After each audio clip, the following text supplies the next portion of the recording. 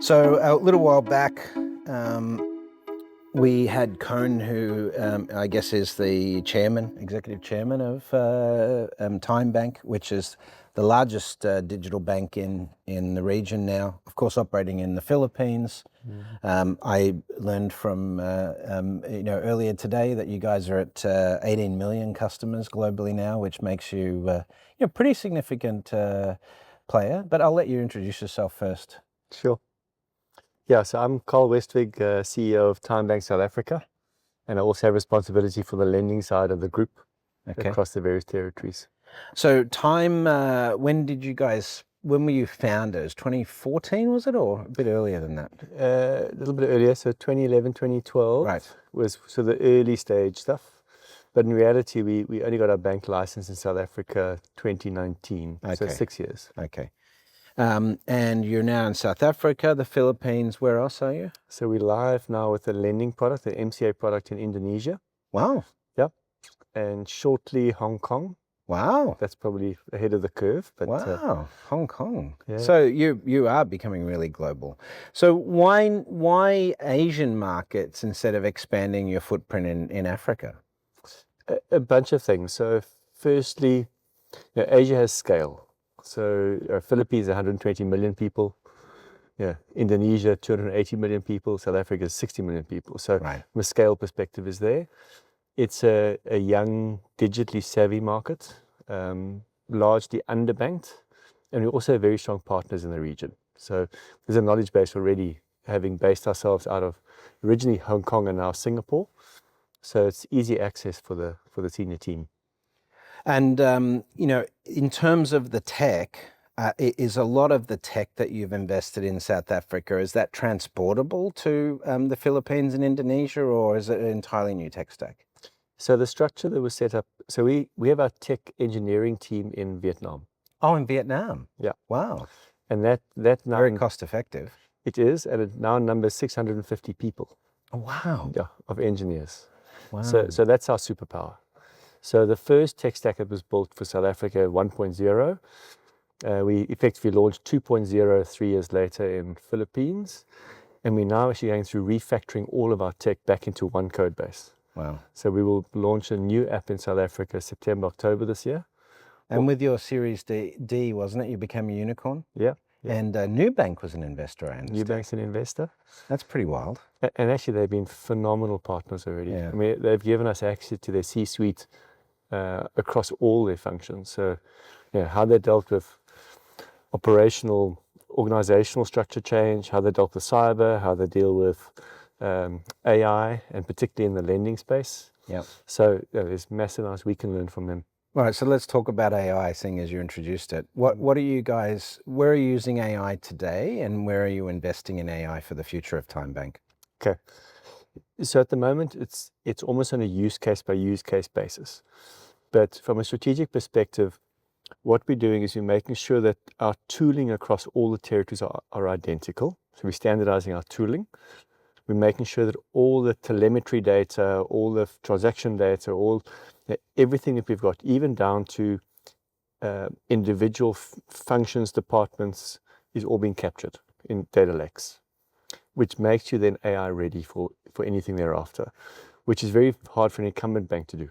So that's been set up. So at the moment, it's getting the staff familiar with the tools. We have some operational improvements across customer service, fraud, compliance already. But I think the game change is going to be where we start getting to agentic AI, trained using the knowledge we already have.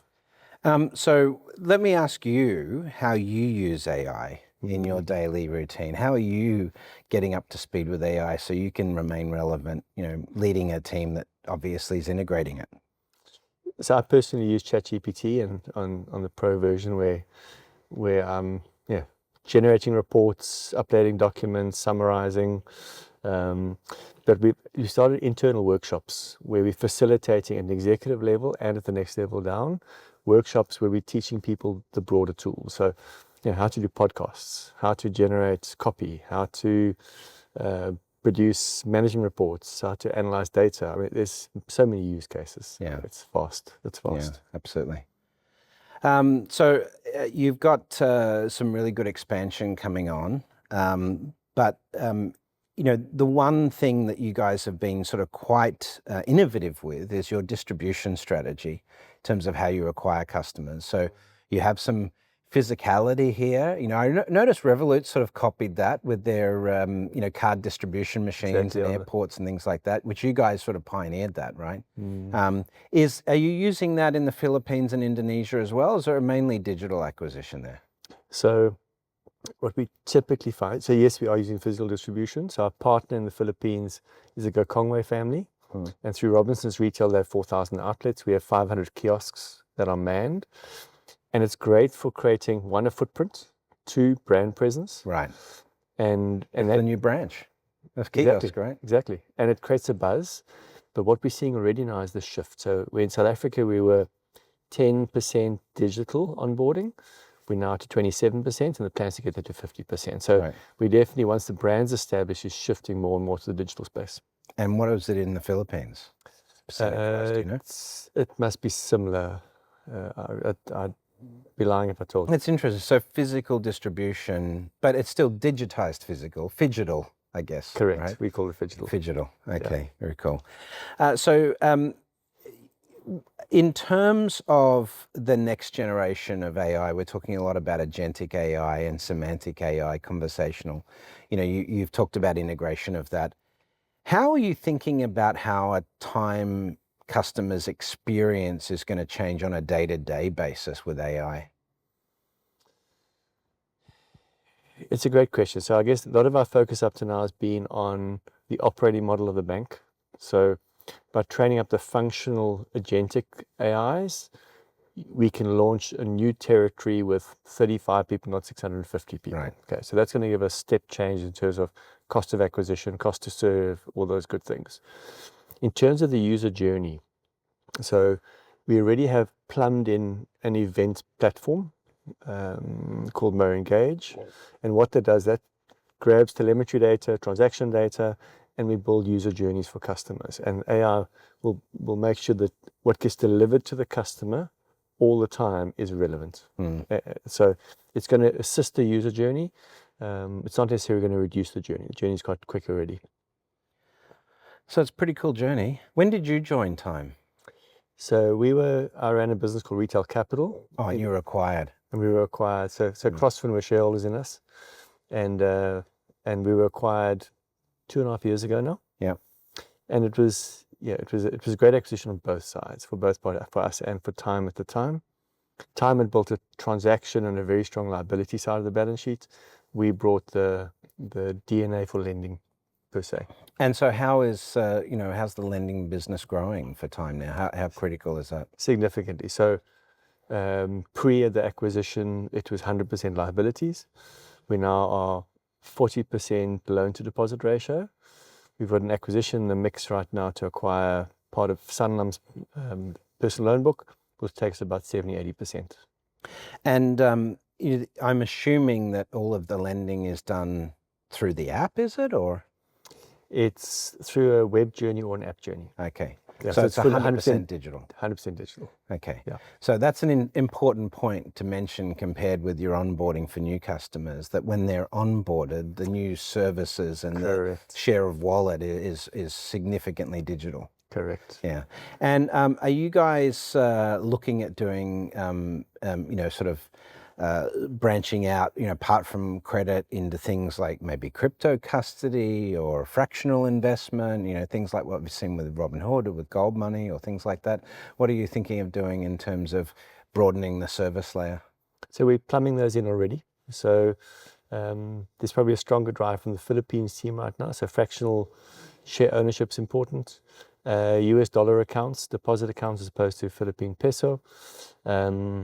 Money transfers, so all of those are being plumbed in as we speak. The money transfer business is huge for the Philippines. It is. Right? Yeah. It is. Great. So just to wrap up, what have you guys got planned for later this year? What sort of announcements can we expect to hear from TymeBank? So the main issue right now is refactoring our platforms. So we will go live September, October with a new journey and a new UI UX cool. for the bank. We are looking at upgrading our brand and putting some marketing dollars behind it, so we'll become a lot more visible in the local market. And with the new tech stack going in, we can also add in new product propositions. So the likes of Apple Pay and all the other stuff, the missing gaps. Awesome. To be fully fledged. Well, thanks for coming and giving us an update. We're very keen fans of Time, seeing you guys progress. It's incredible to see your growth. Please say thanks to Cone for us as well for giving us some of your time. And yeah, it's been great. Thanks again. Thank you. Well, we're back in Cape Town, this time with Unitey. And I guess you're the founder or CEO? I am, MK. yes. So first of all, tell us a little bit about yourself and about Unitey. Thank you, Brett. I'm a second generation entrepreneur who happened to spend more than a decade in corporate life. Okay. I worked for a very large French multinational, which was in payments, digital identity, and connectivity services business.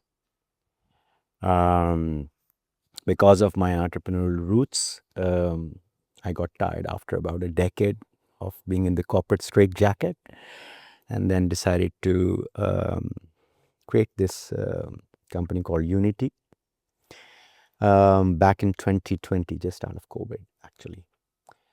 Tough time to start a company. Yeah, I know, but I think it was also one of the reasons, you start thinking differently. Sure, right? sure. And the opportunity, the digitalization opportunity after COVID was just immense, right? One of the driving factors.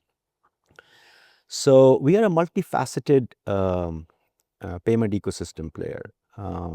We have a payment services license in UAE, issuing and acquiring both, and we're operating that. But our main focus and our main business is creating, designing, building, and operating payment ecosystems for central banks and other governments which are driving payment service utilities, focused on sovereignty of the ecosystem. You know that, sovereignty of the ecosystem. Yes. That's a weird term. Yeah. What does that mean? So well, I think we've seen over the last, let's say, decade plus, that geopolitics has made at least retail payment ecosystems an issue where the governments need to look at it.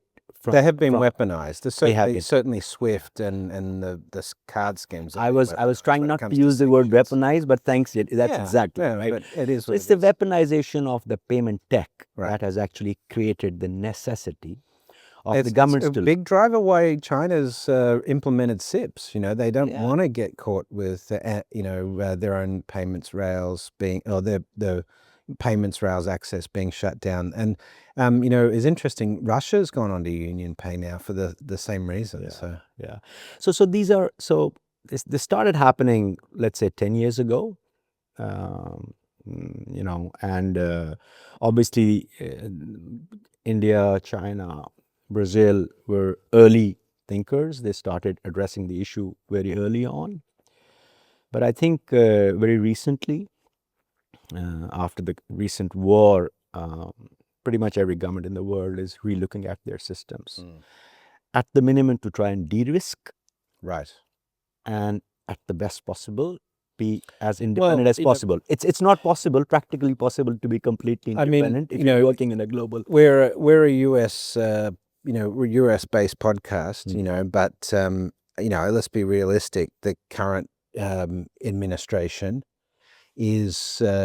has created some perception of risk when it comes to dollarization and US payments networks and so forth, in terms of how fragile they might actually be if you've got an administration that is inclined to use those for political purposes. So there's got to be some level of protection in this. So I'm quite a realist, and in this ecosystem, which is a fantastic ecosystem, was built over 50, 60 years. There's nothing wrong with the ecosystem or with the business. Except that it was built back in the 60s and 70s when compute power and bandwidth were Agreed. extremely Agreed. limited. So, nowadays we have the technology for far more robust payments rails and Agreed. systems. Right? Agreed.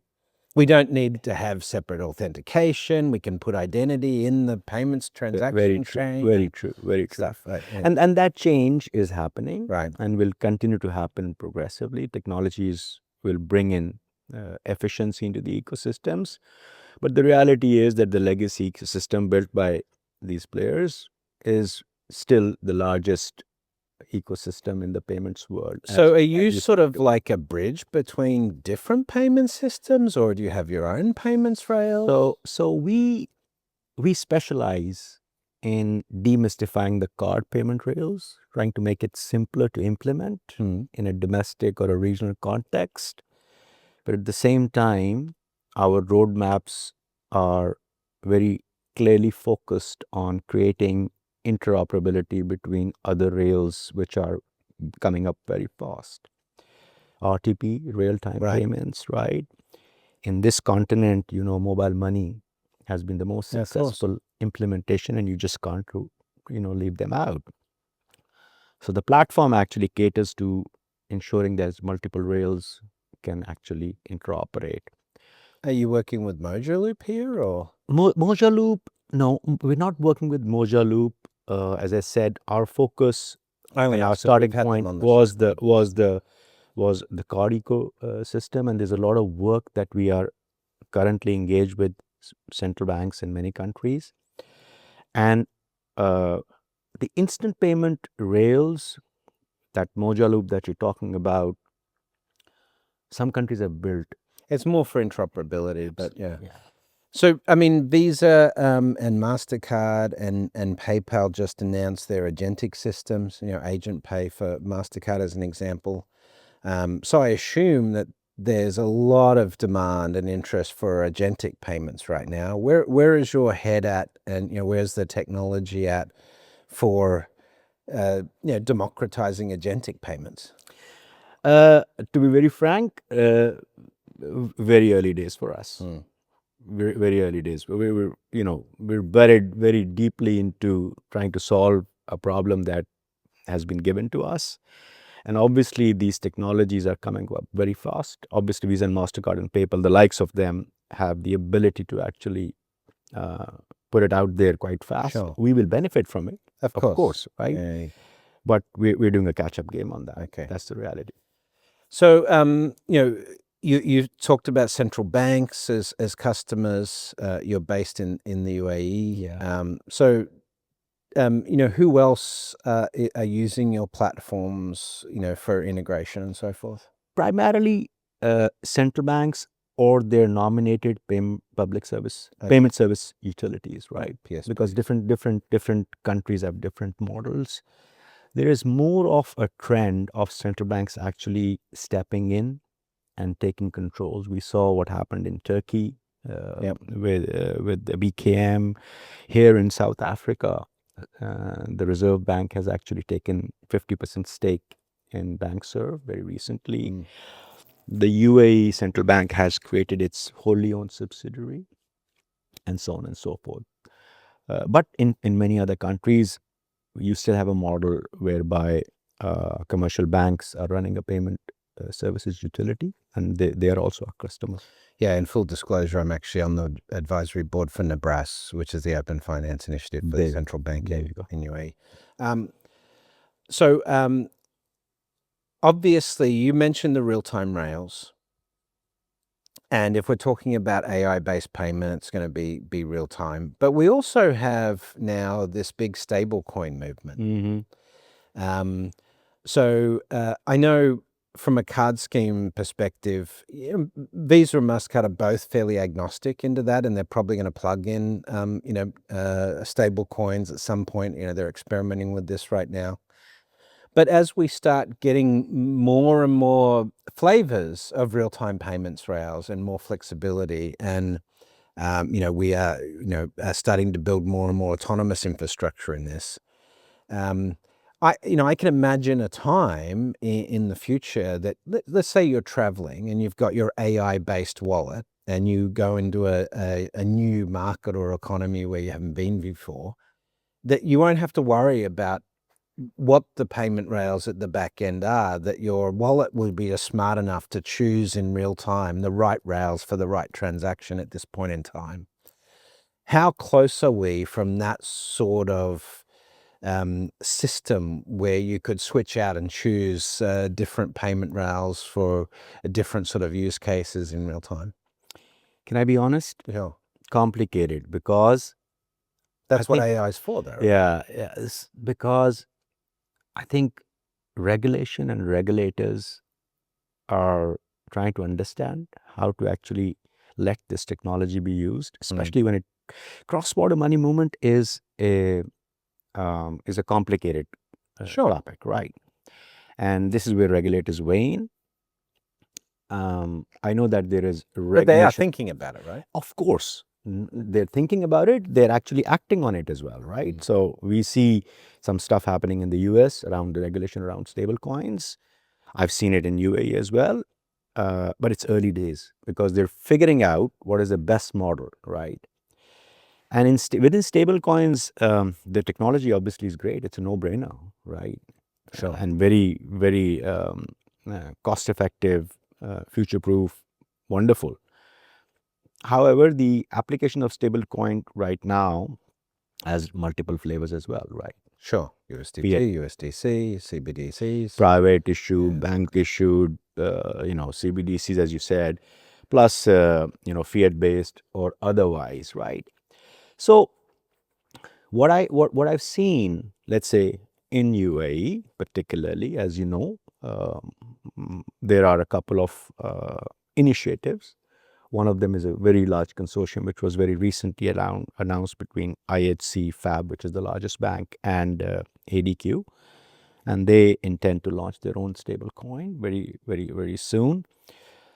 Whether it will become mainstream, mass in near future, I'm not very sure. All right. Well, MK, it's been great to have you on the show. If there's a central bank or large networks out there looking to modernize their rails and look at better integration from a regulatory perspective, how can they get in touch with you guys? Unitey.com. Unitey.com. UNITEY.com.